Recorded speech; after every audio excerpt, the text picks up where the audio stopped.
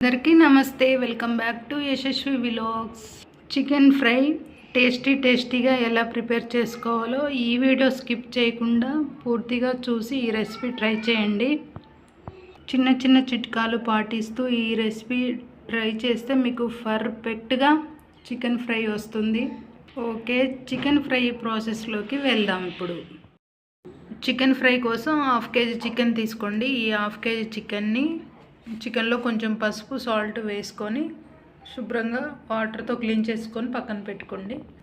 ఇప్పుడు ఈ చికెన్లో 1 చెంచా అల్లం వెల్లుల్లి పేస్టు, 2 చెంచాల కారం,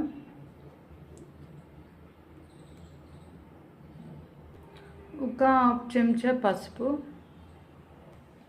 అండ్ 1 చెంచా ఉప్పు వేసుకొని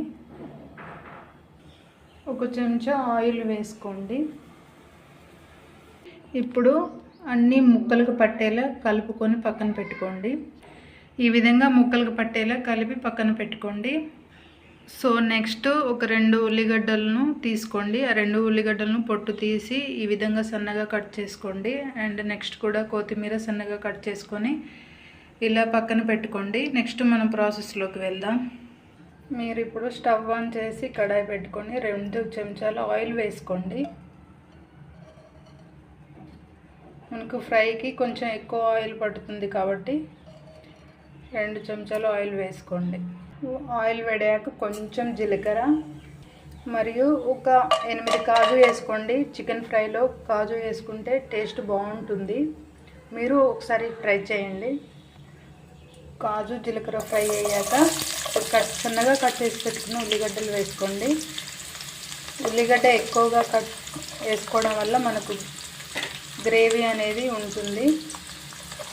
అందుకే 2 లేదా 3 ఉల్లిగడ్డలు సన్నగా కట్ చేసుకొని వేసుకోండి. మంట మీడియంలో పెట్టుకొని మధ్య మధ్యలో కలుపుకుంటూ ఉల్లిగడ్డలు బ్రౌన్ కలర్ వచ్చేంత వరకు ఫ్రై చేసుకోండి. ఇప్పుడు చికెన్ వేసుకోండి.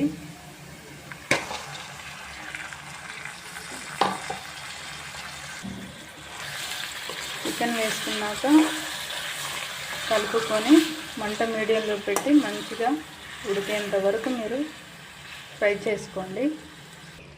మధ్య మధ్యలో చికెన్ని కలుపుతూ ఫ్రై చేసుకోండి. ఇప్పుడు మనకు ఆయిల్ సపరేట్ అవుతుంది కదా, ఇంకాస్త ఫ్రై అవ్వాలి ఇలానే. ఇప్పుడు మంట మీడియంలో పెట్టుకొని మూత వేసుకొని ఒక 2 నిమిషాలు ఫ్రై చేసుకోండి. 2 మినిట్స్ తర్వాత మనం మూత తీసి చూద్దాం. చికెన్ మనకు ఆల్మోస్ట్ ఫ్రై అయింది. ఇప్పుడు మీరు 1 చెంచా గరం మసాలా, 1 చెంచా చికెన్ మసాలా వేసుకోండి. అండ్ నెక్స్ట్ మనం కట్ చేసి పెట్టుకున్న కొత్తిమీర వేసుకొని కలుపుకొని ఒక 1 మినిట్ ఉడికించుకోండి. 1 మినిట్ తర్వాత మనకు చికెన్ ఫ్రై ఇప్పుడు స్టవ్ ఆఫ్ చేసుకొని పక్కన పెట్టి చల్లార్చుకోండి. Chicken fry recipe ready. ఈ రెసిపీ మీరు ట్రై చేయండి. టేస్ట్ ఎలా ఉందో కామెంట్ చేయండి అండ్ లైక్ అండ్ షేర్ చేయండి. మన ఛానల్ను సపోర్ట్ చేయండి అండ్ సబ్స్క్రైబ్ చేసుకోండి.